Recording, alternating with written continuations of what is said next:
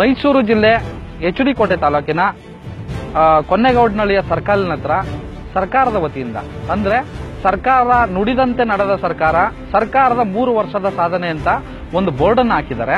ಆ ಬೋರ್ಡ್ ಅಲ್ಲಿ ಏನು ವಿವರ ಅಂತಂದ್ರೆ ಕಬಿನಿ ಜಲಾಶಯದ ಎಡದಂಡೆ ನಾಲೆಯ ಆಧುನೀಕರಣದ ಕಾಮಗಾರಿಯನ್ನ ಕೈಗೆತ್ತಿಕೊಂಡಿದ್ದೇವೆ. ಅಂದ್ರೆ 9,97,00,000 ವೆಚ್ಚದಲ್ಲಿ ಆಧುನೀಕರಣ ಕಬಿನಿ ಜಲಾಶಯದ ಎಡದಂಡೆ ನಾಲೆಯ ಆಧುನೀಕರಣವನ್ನ ಕೈಗೆತ್ತಿಕೊಂಡಿದ್ದು, ಅದಕ್ಕೆ ವೆಚ್ಚ 9,35,00,000 ಕಾಮಗಾರಿ ಮುಗಿದಿದೆ ಅಂತ ಹೇಳಿ ಒಂದು ಬೋರ್ಡ್ ಅನ್ನು ಹಾಕಿದ್ದಾರೆ. ನನಗೆ RTIಲಿ ಅಂದ್ರೆ ಮಾಹಿತಿ ಹಕ್ಕಿನಲ್ಲಿ ಒಂದು ಫಾರಂ ಸುಧಾ ಕೊಟ್ಟಿದ್ದಾರೆ ಕಾಮಗಾರಿ ಮುಗಿದಿದೆ ಅಂತ ಹೇಳಿ. ಇದನ್ನ ಕಾಮಗಾರಿ ಮುಗಿದಿದ್ಯಾ ಇಲ್ಲ ರೈತರಿಗೆ ಸಮರ್ಪಕವಾಗಿ ನೀರು ಪೂರೈಕೆ ಆಗ್ತಿದ್ಯಾ? ಬನ್ನಿ ಇನ್ನು ಮುಂದೆ ಇದನ್ನ ನಾನು ತೋರಿಸ್ಕೊಡ್ತೀನಿ.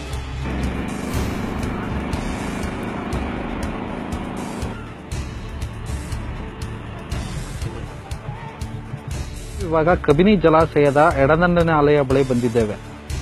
ಇದೇ ನೋಡಿ ಸರ್ಕಾರ ಹಾಕಿರೋ ನಾಮಫಲಕದಲ್ಲಿ 9,35,00,000 ವೆಚ್ಚದಲ್ಲಿ ನಡೆದಿರುವ ಕಾಮಗಾರಿಯೇ ನಡೆಯದೆ ಗಿಡ ಗಂಟೆಗಳು ಬೆಳೆದುಕೊಂಡಿದ್ದು, ಕಾಮಗಾರಿಯೇ ನಡೆಸದೆ ಬಿಲ್ ಪಾವತಿಯಾಗಿರುವ ಬಗ್ಗೆ ಅನುಮಾನ ವ್ಯಕ್ತಪಡಿಸುತ್ತಿರುವ ರೈತರು ಇಲ್ಲಿದೆ ನೋಡಿ. ಕಾಮಗಾರಿಯೇ ನಡೆಯದೆ ಬಿಲ್ ಪಾವತಿ ಮಾಡಿದ್ದಾರೆ. ಒಂದು ಕಡೆ ಈ ಕಡೆ ಕಾಂಕ್ರೀಟ್ಗಳೇ ಇಲ್ಲ.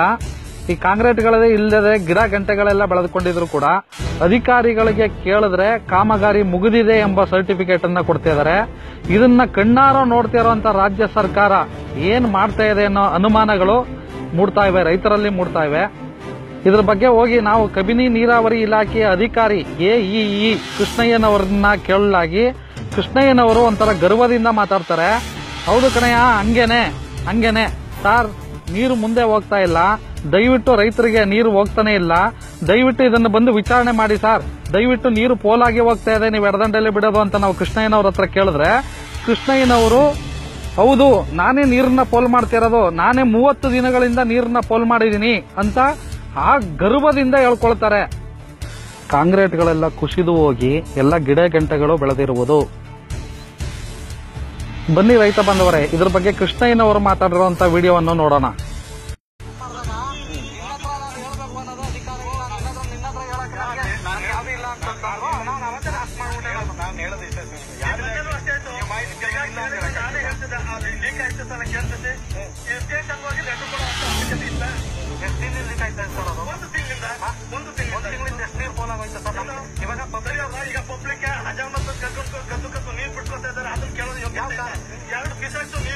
ಸ್ವಾಮಿ, ಕೃಷ್ಣಯ್ಯನವರು ಮಾತಾಡೋ ಮಾತನ್ನ ಎಷ್ಟು ಗರ್ವದಿಂದ ರೈತರ ಬಗ್ಗೆ ಮಾತಾಡ್ತಾರೆ ಅಂತ ನೋಡಿ. ಇದೇ 3 ವರ್ಷದ ಸರ್ಕಾರದ ಸಾಧನೆನ, ಇದೇ ನುಡಿದಂತ ನಡೆದ ಸರ್ಕಾರನ ರೈತರ ಹೆಸರಿನಲ್ಲಿ ತಿಂದಿರೋ 9,37,00,000ಕ್ಕೂ ಪ್ರತಿಯೊಬ್ಬ ರೈತರಿಗೂ ಈ ಅಧಿಕಾರಿಗಳು ಲೆಕ್ಕ ಕೊಡಬೇಕು.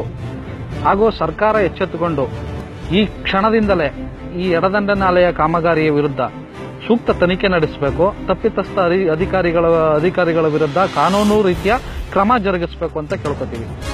ವೀಕ್ಷಕರೇ, ಈ ವಿಡಿಯೋ ಪ್ರತಿಯೊಬ್ಬ ರೈತನಿಗೂ ಶೇರ್ ಆಗಬೇಕು. ಪ್ರತಿಯೊಬ್ಬ ಕನ್ನಡಿಗರ ಮನೆಯಲ್ಲೂ ಈ ವಿಡಿಯೋ ನೋಡಬೇಕು. ದಯವಿಟ್ಟು ಈ ಅಧಿಕಾರಿ ತೊಲಗುವವರೆಗೂ ಶೇರ್ ಮಾಡುತ್ತಲೇ